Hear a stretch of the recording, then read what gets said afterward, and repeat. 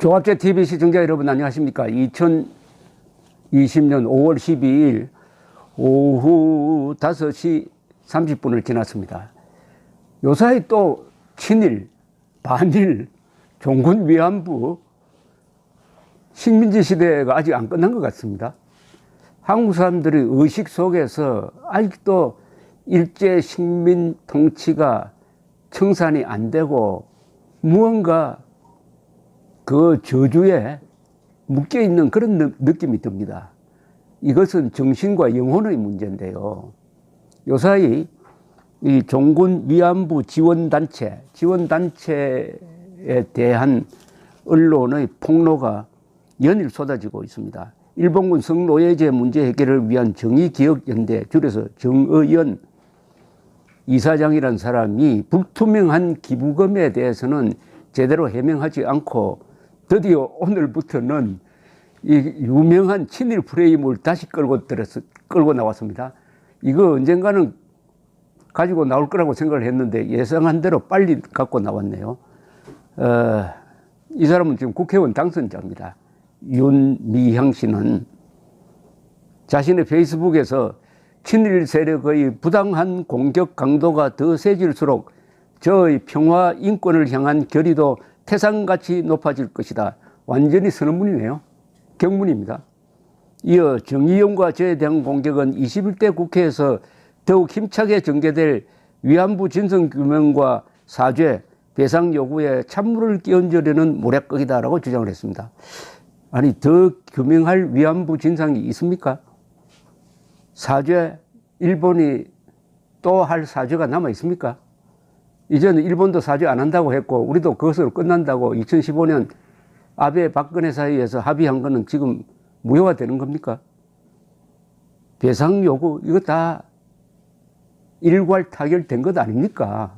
그런데 이걸 또 계속 문제를 제기하겠다는 겁니다. 계속. 그럼 한일 관계 계속 나빠지도록 하겠다는 건데, 윤 당선인은 자신에 대한 의혹을 제기하는 언론과 야당에 친일 프레임을 씌웠다고 문화일보가 보도를 했습니다.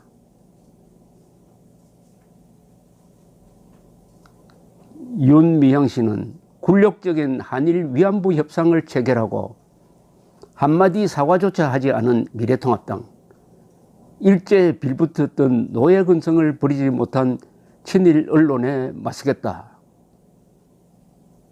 그러면 이게 그동안에 자신들이 그렇게 잘 활용하던 이용수 할머니도 친일파가 되는 겁니까? 이거 보니까 이용수 할머니와 이용수 할머니 편에 선 사람을 친일파로 몰고 있는 겁니다. 그러면 종군 위안부 할머니 이용수 씨도 친일파인가요? 그렇지 않습니까? 이 논리가 그래요. 그러니까 자기 마음에 들지 않으면은 일단 친일파로 덮어씌우겠다는 그런 느낌이 듭니다. 여기 보니까 언론과 야당을 지금 친일파로 공격을 하는데 여기 왜 친일 반일이 나옵니까? 문제는 무엇이 사실이냐 아니냐죠. 사실이냐 아니냐를 규명하면은 될 텐데, 자, 이렇게 나오니까 이제 미래통합당과 미래한국당은 윤 당선인과 정의연 의혹과 관련한 진상규명을 위해 공동 태스크포스 출범을 검토 중이라고 했군요. 흥미로운 것은 공동 TF에는 윤봉길 의사의 장손녀인 윤주경 한국당 당선인이 포함될 것으로 알려졌습니다. 진짜 독립투사 한 사람의 가족이 이제 등장하게 되었습니다. 근데 이걸 해결하는 데는 검찰이 나서야 한다는 의견이 이제 지배적입니다. 오늘 문화일보 사설도 정의연 기부금 용처 의혹 정폭 수사로 규명 불가피하다 이렇게 딱 찍었습니다. 수사로 불가피하다. 이용수 할머니의 의혹 제기에 대해 정의연이 11일 해명했지만은 얼마나 불투명하게 운영됐는지만 확인시켜 주었다. 정의연은 어느 NGO가 활동 내용을 낱낱이 공개하나 기업들에는 왜 요구하지 않는가라고 했는데 상식마저 의심이 든다. 공익단체의 운영은 투명성이 생명이다. 정의연은 2017년부터 3년간 일반 기부 수익 22억 1,900만 원 중 41%인 9억 1,100만 원을 할머니들에게 전달했다고 밝혔다. 그런데 이 돈 중 일본이 기탁한 10억 엔의 수령을 거부한 할머니들에게 지급한 8억 원을 제외하면 할머니 지원금은 4.1%, 2018년, 그리고 작년은 2.9%밖에 되지 않는다. 위안부 피해자들의 생활 안정만을 목적으로 하는 인도적 지원단체가 아니다는 해명을 수용하더라도 피해자 지원 비중이 지나치게 낮다. 이 단체는 2018년 한 맥주집에서 모금 사업 명목으로 3,349만 원을 썼다고 하는데 업주 측은 매출액 972만 원 중 실비용을 제외한 542만 원은 후원금으로 되돌려 줬다고 이야기했다. 자, 이렇게 설명을 하면서 수사를 통해 진실을 밝혀야 한다. 여성가족부와 행정안전부의 감독권 행사 차원은 이미 넘어섰다. 수사를 해야 된다. 이렇게 이야기를 했습니다. 요사이 갑자기 이 친일, 반일 문제가 다시 제기되고 있는 것은 이건 불가피한 겁니다. 일본과 친하게 지낼 수밖에 없는 한미일 동맹관계에 있으면서도 오늘날의 일본을 과거의 일제시대의 군국주의 일본과 동일시하면서 아베에 반대하는 것이 마치 독립운동인 것처럼 하는 이런 시대착오적인 생각에 국민들이 휩쓸려들고 작년에 문재인 정권이 반일 선동을 하면서 일본에 여행 가지 말자고 하니까 여행객이 한 70% 뚝 떨어져 버리는 선동에 넘어가는 이런 걸 보면서 이제 윤미향 씨는 친일 프레임으로 탈출을 하겠다. 이런 입장으로 보입니다. 이 구로다 가스히로 상케이신문 서울특파원 출신은 한국에서 한 40년 동안 한국을 가까이서 지켜본 사람인데 이분에 대해서 우리가 이분의 취재기를 책으로 낸 게 있습니다. 날씨는 맑으나 파고는 높다라는 제목의 책인데 이 책을 제가 편집을 하면서 느낀 바가 있습니다. 구로다 씨 이야기대로 한국은 아직도 식민지에서 완전히 해방된 것이 아닌 것 같다는 이야기입니다. 물리적으로는 해방돼 가지고 의젓한 일본과 맞먹을 수 있는 나라를 만들어 놓고도 아직도 일제시대 때의 그 컴플렉스에서 벗어나지 못하고 있다. 벗어나지 못하도록 만드는 사람들이 누구냐? 위안부 징용공 문제를 가지고 지금도 한일 관계를 악화시키는데 서먹고 있는 정치인, NGO 이런 사람들 아니겠습니까? 이용수 씨 할머니의 이번 발언 중에서 가슴을 치는 게 있습니다. 이제 정오심을 심는 행사 그만하자. 대성원 앞에서 수요 집회 그만하자. 그 말만은 정말 좋은 이야기 아닙니까? 그 말이 저는 진심이라고 저는 생각을 합니다. 최근에 이 문제를 가장 깊게 천착하는 분이 이영훈 교수인데 작년에 나온 반일 종족주의 속편이 나왔습니다. 반일 종족주의와의 투쟁.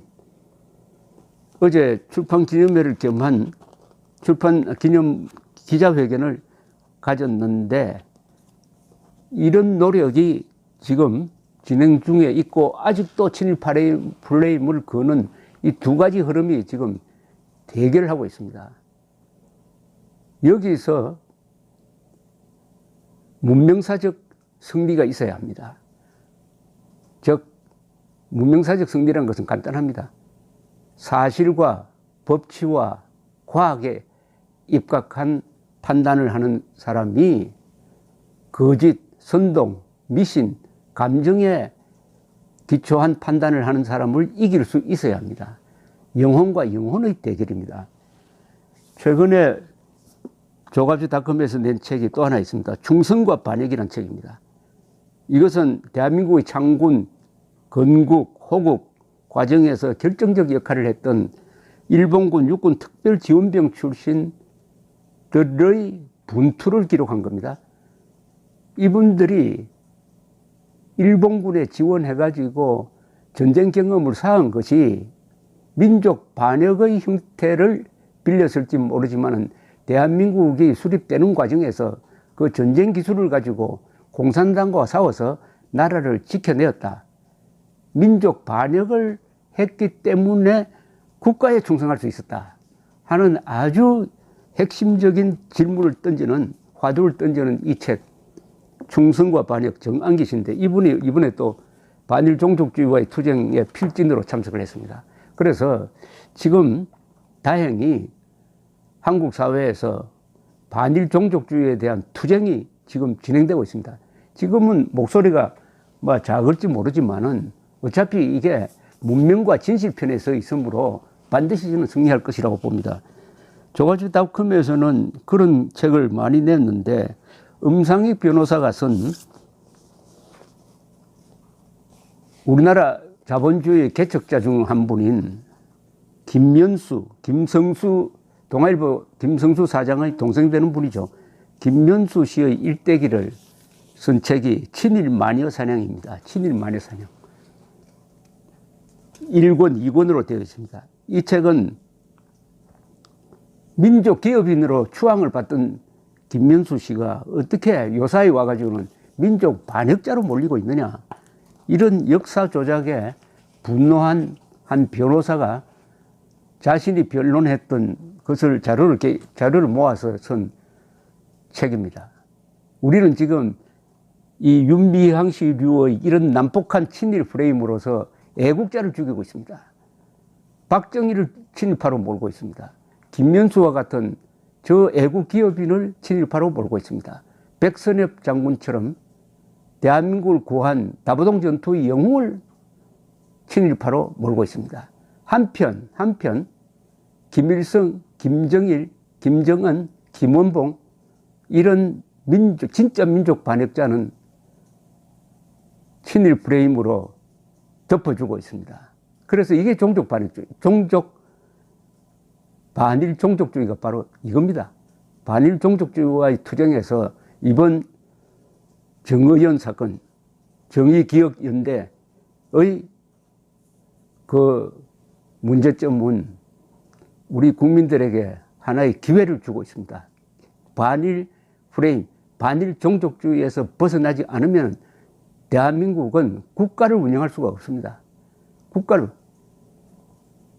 민족이라는 이름으로 국민을 파괴하고 민족이라는 이름으로 국가를 파괴하는 이런 만행을 이제 종지부를 찍어야 합니다. 그러려면 우선 사실관계가 분명해져야 되니까 검찰이 이번에 수사를 해서 종군 위안부들이 이용당했느냐, 과연 이용당했느냐, 앵벌이처럼 이용당했느냐 아니냐에 대한 사실 규명이 필요하게 되었습니다. 반일 종족주의와의 투쟁은 앞으로 계속되어야 합니다. 감사합니다.